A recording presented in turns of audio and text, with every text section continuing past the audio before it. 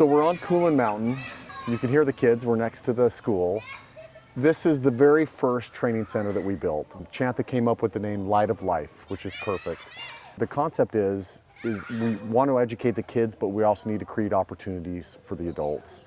And some of the poorest women in the village had no way to help sustain themselves. And training them on making these beautiful scarves was one way that we could do it. It was something that they could be trained on. 15 of them spent over a year getting trained on how to do this.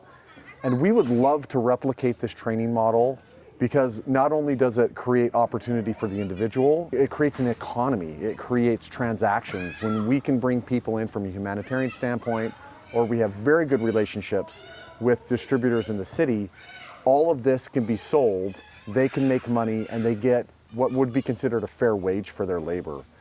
This training model can be replicated not just for the scarves and for textiles, it can be done for hospitality training. It's not about us, but they work, they get the money, they get income. So we just open the door for them. So these grassroots efforts, that's what fundamentally changes a community.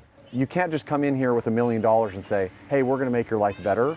That never works. The model that works is what we're doing. You give people, you train them, you give them opportunity, and then we do our best to bring tourists, to bring people here who will appreciate it and who will buy their goods. The people in the community, they're also excited because this is the first thing that happened in their lives since a long time. Right now here, we are in the online training center. So they learn everything from nothing until they can make the scarf. They were having a hard time getting the patterns right. And I'm sitting here thinking, they need reading glasses. They are doing this very fine work with these delicate patterns. So we went into CM Reap and bought a whole box of reading glasses, and these women were like, oh my gosh, I can see. And so $1 reading glasses. We bought a box of them, and now these women have these reading glasses. They had never realized that having the ability to see was a possibility again.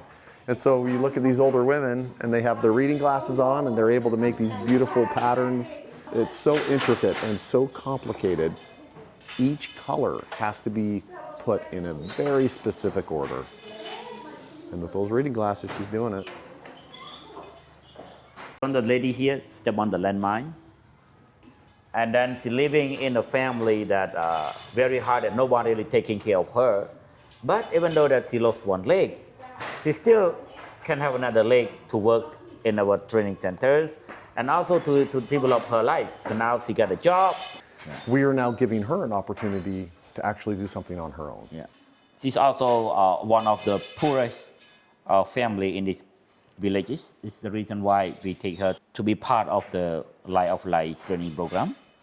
And today, we want to show you how is life really exactly look like. And we follow her to see where is her house, where she lives. This is the place where she lives. This is the reason we try to have these people in this community. We want to give them the best opportunities, a best living condition and quality. If you come with a kid, how can you go up? When she start to have opportunity to learn with Vision Cambodia and Light of Life Training Center, so they start to have a better life in the future. And now she's developing a skill, which is actually quite valuable. She's gonna make a lot more money. So this is a big deal for them. You look at, this is their house, this is how they live. Her being able to sell these scarves, where they get a big portion of each sale of each scarf, that matters.